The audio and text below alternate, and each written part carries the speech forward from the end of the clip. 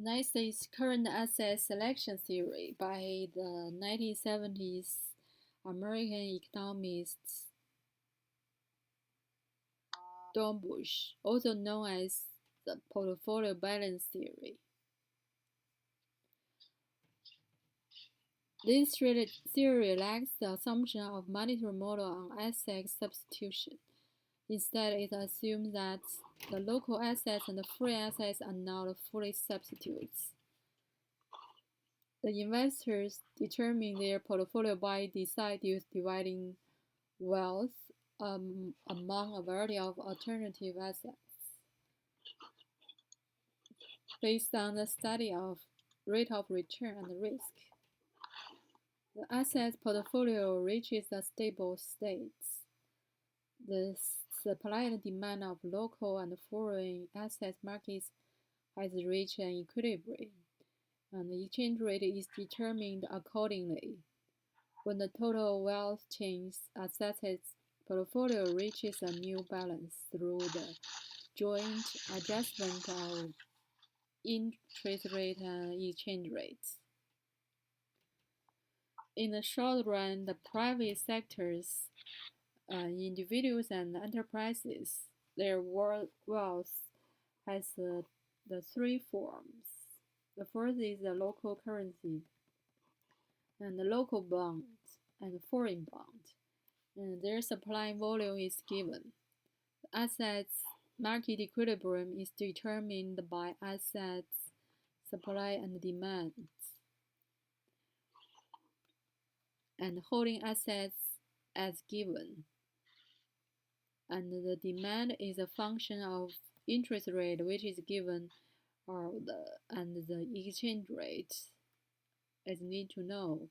And the bond price is a function of the demand for domestic bond. Any two market equilibrium will result in the third market equilibrium. And assets portfolio and exchange rate equilibrium. If the supply changes, the exchange rate is determined by the assets market dynamic adjustments. The supply changes in two ways.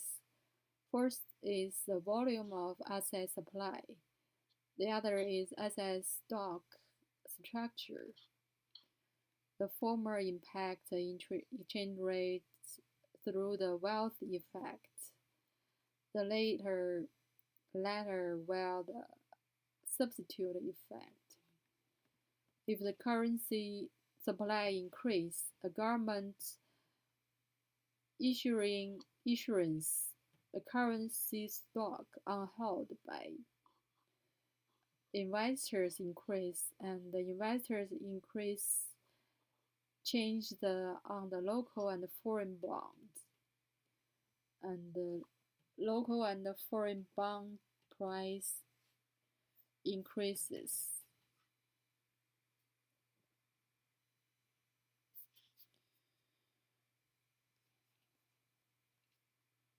And the local interest rates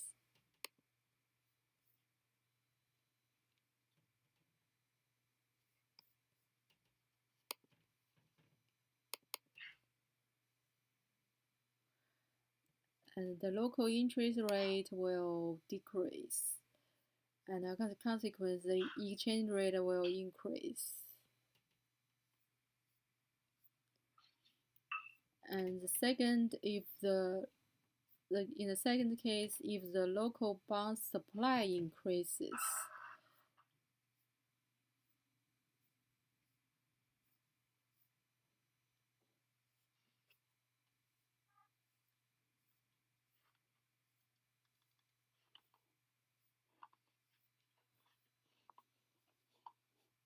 if the local bond supply increases, the government issue the bond to offset the deficit,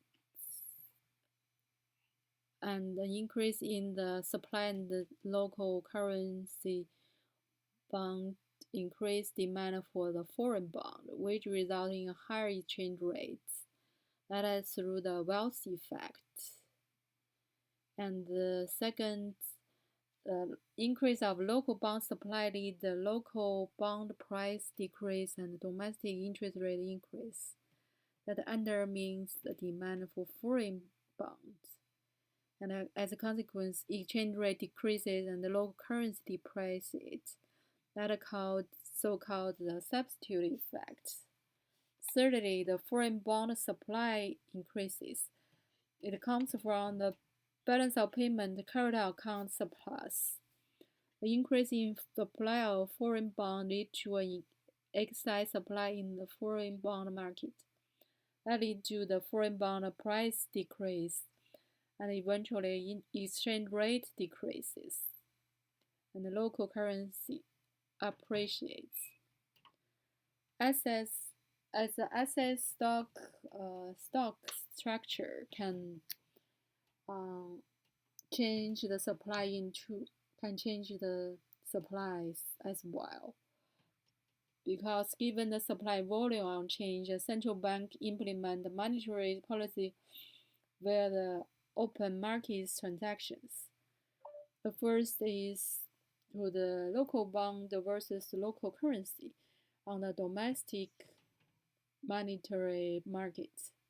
The second way is on the foreign exchange market by exchange the foreign bond and the local currency. If the central bank purchases foreign bond by local currency and money supply increases, will lead the interest rate decrease through the substitute effect, and it increases exchange rate, and the excess demand for foreign bond will increase exchange rates. There are many other some parts will maybe covered later, but as the development of this international lending theory, it holds that the exchange rate is the price of assets to some markets. In today's international financial market integration and implement incomplete integration as the promise, the assets between countries are highly alternatives, and the domestic currency and the foreign exchange on whole take various forms. It can convert it between different forms according to the investor assessment on the rate of return and risk. And it's the form of assets on hold is closely related to the income rendered on assets, as well as the current markets.